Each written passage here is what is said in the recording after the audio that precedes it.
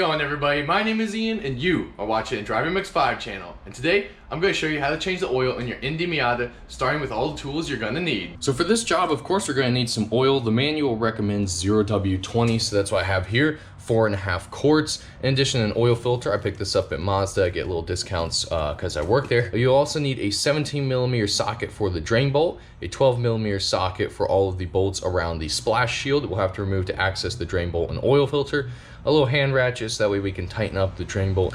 This is optional over here. I got this impact driver just because the 9 bolts around the splash shield are annoying to do by hand. It's a lot easier with a power tool.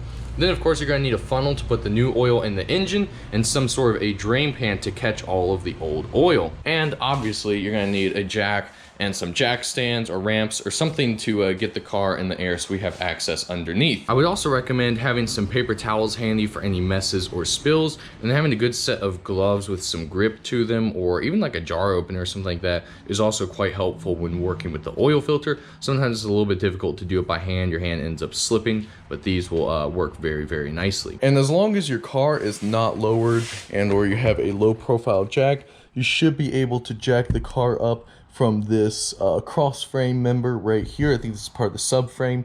That is a place where you can jack it from the middle and then place the jack stands on both sides. Otherwise, you'll need to jack the car from the pinch weld here, and make sure you place the jack stands on the pinch weld as well. Try to fit it in this little space right here so that way it's not pushing and denting this plastic trim. And now here you can see there's actually 9 10mm bolts along the outside of this splash shield that we have to remove.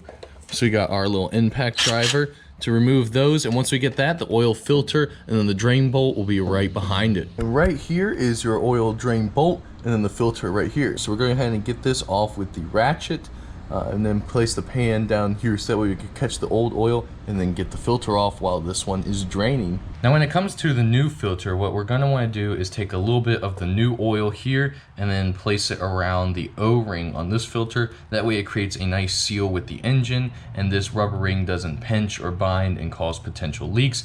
I'm also going to pour some oil inside the filter as well, so that way the filter element itself can go ahead and get soaked, and that way once we start the engine it doesn't have to take extra time to get oil into here and then through the engine. It'll already be there and ready to flow through the oil passageways. And when you're installing the new oil filter, you don't want to make it too tight. Just get it where the O-ring is obviously contacting the engine and get it decently hand tight. If you do it too much, then it's going to be really, really hard to remove next time. Same thing with the drain bolt. You want to get it tight and then maybe about another quarter turn or so of the ratchet. Not too much. You don't want to risk stripping threads or making it incredibly difficult to remove next time. All right, now that we got the drain bolt and the new oil filter back on, we can go ahead and put the splash shield back on, start all the bolts by hand, and then send them home with the impact driver. Splash shield is on the car.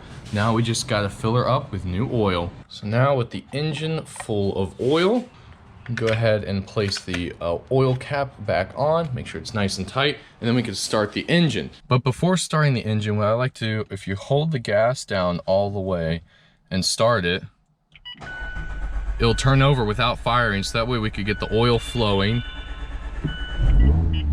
And then remove your foot off the gas and it starts up just fine. I like to do that so that way the engine gets the oil flowing through the passageways, gets the oil everywhere it needs to be before the engine actually fires.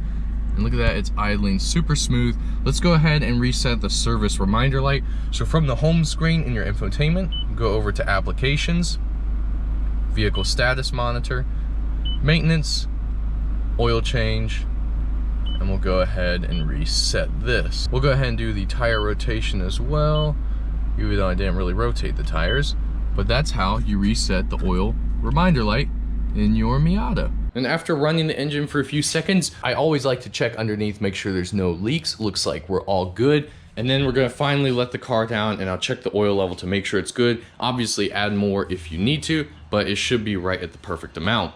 So guys, that's how you change the oil in your Indy Miata. I hope you found this video helpful. If you did, make sure to like the video and comment down below. And please subscribe to the channel, it really helps me out. And I can't wait to see you all in the next video.